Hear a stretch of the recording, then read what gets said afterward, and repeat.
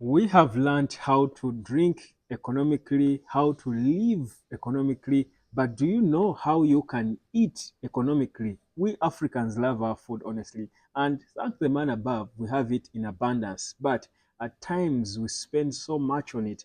And in this episode of the Smart Money Hub, I, Web Daniel, and Mr. Kasozi Godfrey are going to show you how you can eat your food, enjoy it, but economically. Mr. Kasozi, good to have you again. I'm pleased to be here once again. Well, before we get into the food, let's just wrap up for our new viewer what we spoke about in the last episode. Okay, in the last episode, of course, we were talking about lifestyles which help us to live inexpensively.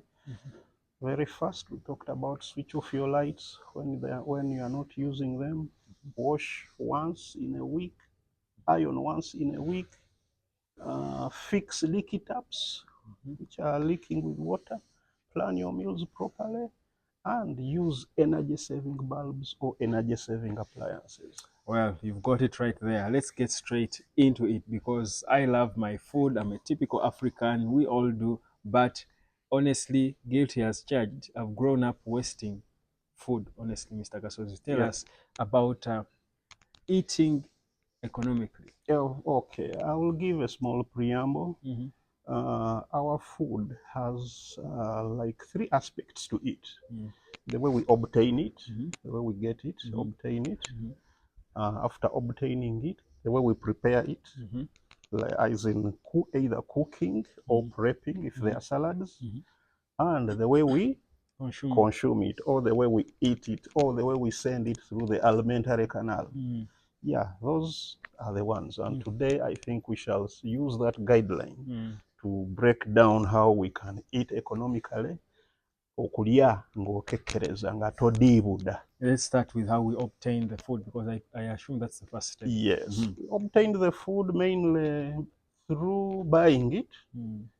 And I think it is the most important thing people are waiting to hear today. But apart from buying, you can also grow your own food even if you are in an urban setting, because that is a way of kukekkereza. That is a way of saving. You can plant vegetables like sukuma wiki, which is very popular. Yeah. You can even in pots. Yeah. It doesn't mean that you have to have acres of land. Even in bags, you can plant sukuma wiki, plant carrots, plant onions. They are called, I think, spring onions, these ones which have long green whatever. Small tomatoes, you can plant tomatoes. So there that is also some kind of saving. Then if you want to use your cash, you can buy. We said in one of the previous videos, which I'm going to repeat today, buy in bulk. Yeah. Don't buy a quarter of sugar every time. Don't buy half kilo of beans.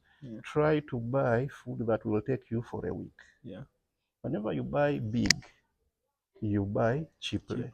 Buy a small bag of rice, a small bag of maize flour, than buying half a kilo or a kilo all the time. Buy in bulk to leverage on the saving. Then also buy on particular strategic days. Many of us are very much aware of the kabubu, the weekly markets, because you'll find a variety of things that are really sold cheaply. Apart from that, now that is the main food. Yeah. But you know that we are fond of eating other small things like snacks. Even with snacks, try to be economical. Buy simple things like nuts, G-nuts, the fried. I don't know if the fried, do we call it fried or roasting? Roasted. Those ones, yeah. And the hard corn, mberenge. Those things are very good at in economy, being economical. Instead of buying chips, instead of buying the expensive cookies, a slice of pizza, pizza slices of a pizza slice of 7,000. Buy. Let me give you an example. You know, these examples take a lot of our time. Let me give you, but they are very good, and the people who give them to me are not really very accomplished people. Yeah. Someone told me that for him, he always has a tampeco full of mberenge mixed with nuts. Always in his car.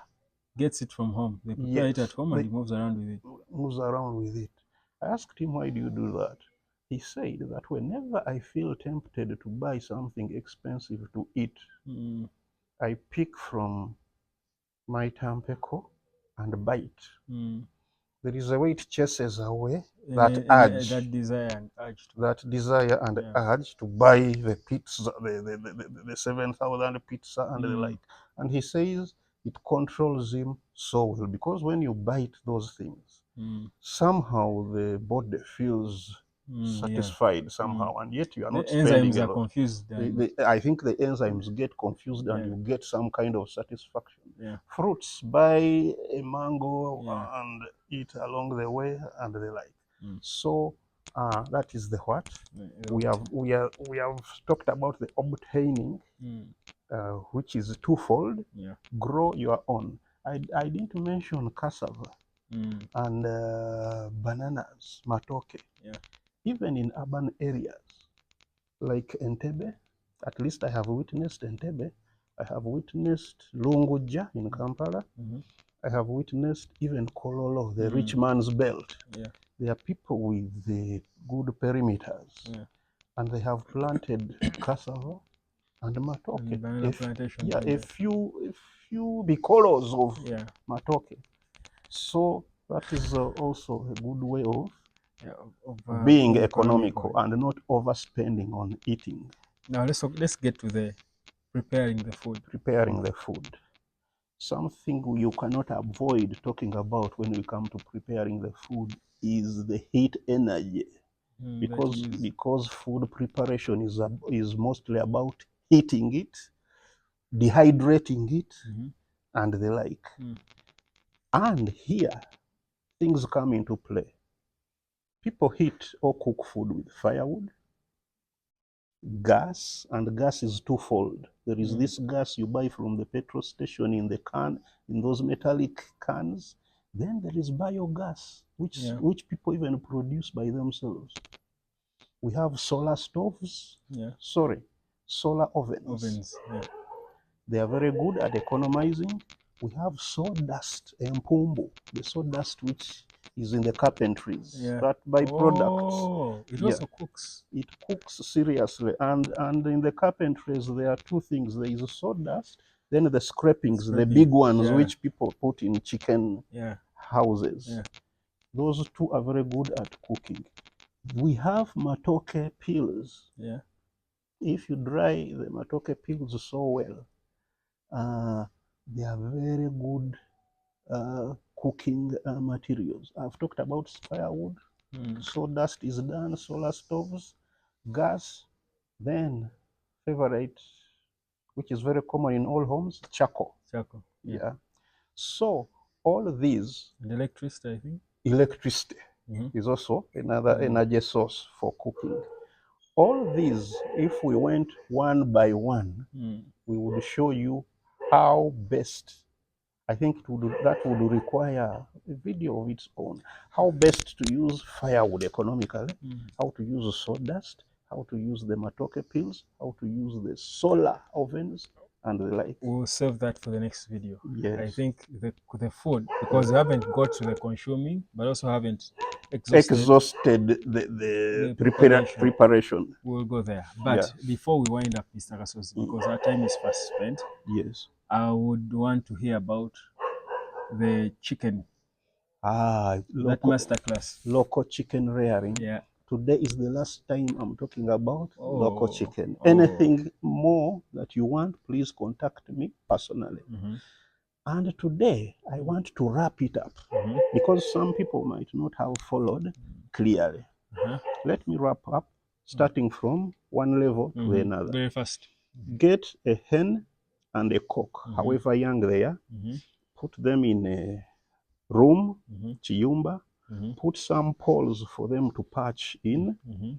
Whenever they drop the their droppings, Mm-hmm. sweep it out. We are not going to use the wood scrapings and the like. Sweep it out. When the hen is of age to lay, let it lay on sand. After laying, it will hatch. Vaccinate the chicks. Then, as you are feeding, feed the chickens on leftovers mainly, because we want to be economical. Feed them on leftovers of your home and collect others from the community to feed them. Once in a while, buy for them the grains, chachu, and the like, just to give To enhance. to enhance to boost them. At 5 p.m. or 6 p.m. once a day, open for them so that they move around and look for insects and grasses, of course, to improve on their diet. That's Also, AM. PM, 5 p.m. 5 p.m. in the evening, evening. towards the night. chicks. Those are the kids. Yeah. Okay. All of them, the adults and the chicks. Then for these young chicks that are newborn, you can buy for them pellets to speed up their growth. Yeah. Then when you see that they can, we don't want the hen to use the organic style of looking after the chicks for a very long time. When you feel they are okay and they can be warm by themselves, dip the hen in water in the other jerry can we talked about for a few seconds, remove her, she will be ready to cry for a rooster or kokekema, so that she can lay another round of eggs. If you had started this around June when these videos started, by Christmas time you will be selling some good heavy heavy chickens. Okay, Yeah. you've got it right. It's never too late to start, though. Thank you Yes. so much, Mr. Sosi. Ugandans eat chicken at any time, every day. So you don't have to target Christmas. You can start now. You can start now, really. Thank you so much. Subscribe, like, and share. And of course, drop a comment on our videos. Next time, we'll be back talking more being economical in how you eat. Cheers.